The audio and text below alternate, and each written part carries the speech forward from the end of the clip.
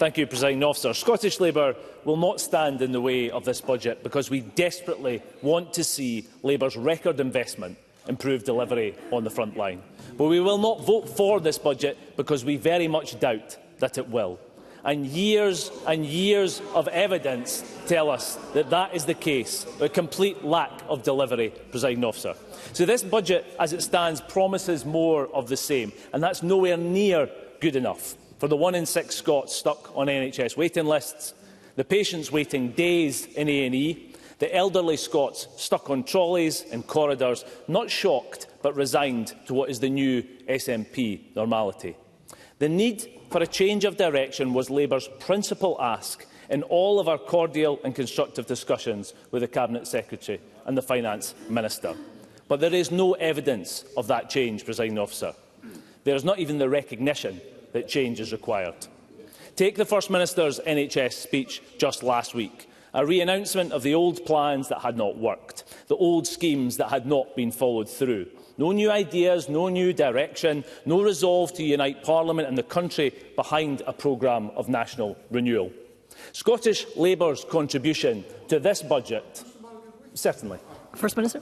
I'm very grateful to Mr Marra for giving way, and I want to put him right on the point that he's just made. I am very happy, as this budget demonstrates, to lead a process of bringing people together in this Parliament to agreed conclusions. We've done that. My Finance Secretary has done that superbly well in bringing together the Greens and the Liberal Democrats and our colleague in Alapa, and the invitation is there for the Labour Party to be part of that big consensus to do the right thing for Scotland. It applies on the health service as well. Very happy to have those discussions, but Labour's got to vote for the budget to make it happen. Michael Marra. Unfortunately, Presiding Officer, there is absolutely no evidence that the First Minister can build a consensus around the need for a change of direction in this country. He has been singularly unable to answer that question, because Scottish Labour's contribution to this budget is a record £5.2 billion. £5.2 billion, and it's delivering for Scotland that is only possible because the people of Scotland kicked out the Tories and sent Scottish Labour MPs into the heart of a UK Labour government. The largest Scottish budget in the history of devolution. So let's be clear.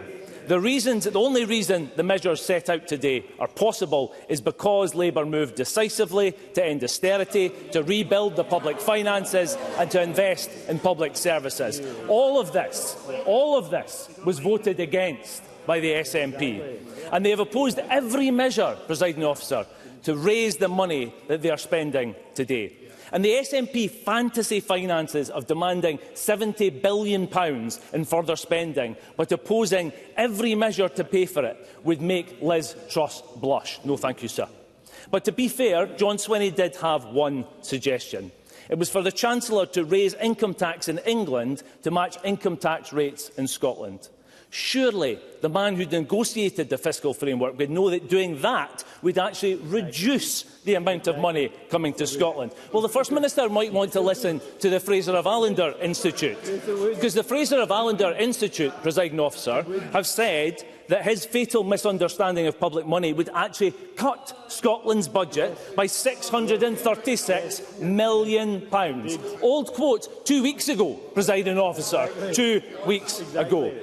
Labour increased the budget by over £5 billion, and John Swinney would want to have cut it by over £600 million. It's SNP fiscal incompetence of the highest order.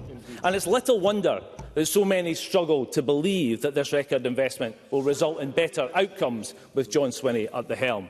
The SNP has used this budget to fix some of the most egregious mistakes of 3 consecutive years of emergency budgets and panic cuts, slashing the housing budget and leaving council budgets in tatters. No thank you, Madam.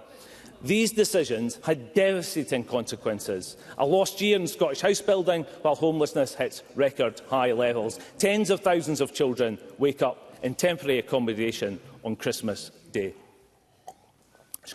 The uplift in local government funding this year will not put right the damage done by more than a decade of budget cuts, most of them authored by the First Minister, which treated councils as an afterthought and decimated their funding. Only the SNP could think that reversing some of the worst mistakes they made was a triumph, Presiding Officer. But this budget could have been so much more. A time of increased investment should be the moment for a serious government to seize the opportunity to reform services for the better. But the SNP have declined that opportunity. In the last 15 months alone, Audit Scotland have published 5 major reports calling on the Scottish Government to urgently prioritise and act on public service reform. The Auditor-General is now monthly banging his head against the SNP's brick wall. The Auditor-General, the Scottish Fiscal Commission, the Parliament's Finance Committee, all as one voice, yet nothing ever changes. No thank you, sir. Nowhere is the need for a new direction clearer to see than in Scotland's NHS. Hard-working staff pushed the breaking point. Again, the Auditor-General appealing to the Government last November, and I quote, "Fundamental change in how NHS services are provided is now urgently needed." The Institute for Fiscal Studies rightly pointing out that the SNP appears unable to, and I quote, "translate the money and the staff into what it needs to deliver the appointments and the treatments." Presiding Officer, today, data published today, shows that in 2024, almost 50,000 fewer planned operations took place compared to 2019. 50,000. And the height of the SNP's ambition is that by 2026, patients will not have to wait more than a year for treatment. And even that meagre ambition is a reheated promise that they failed to deliver previously. This budget will not bring change to our NHS. Certainly. Cabinet Secretary Neil Gray.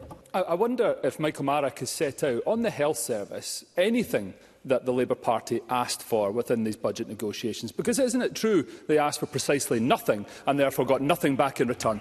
Michael Marra. So what we asked, in certainly all the meetings, was to take a new approach to our NHS. What we asked for was to clear the backlogs, to reform the NHS so it was actually able to deliver.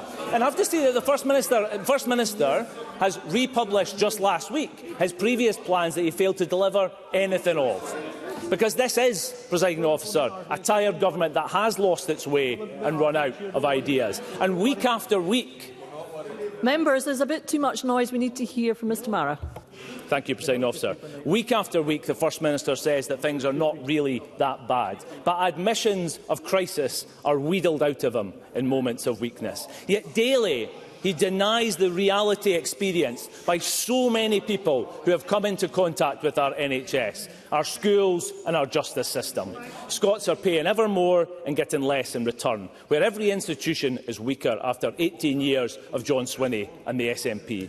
A government that will not admit when things are going wrong is never going to turn things around. Our country needs a new direction. We need a government that's invested in making things better, turning things around, doing the hard work of fixing what the SNP has broken. Presiding Officer, this is not as good as it gets. Our country desperately needs a new direction. Thank you.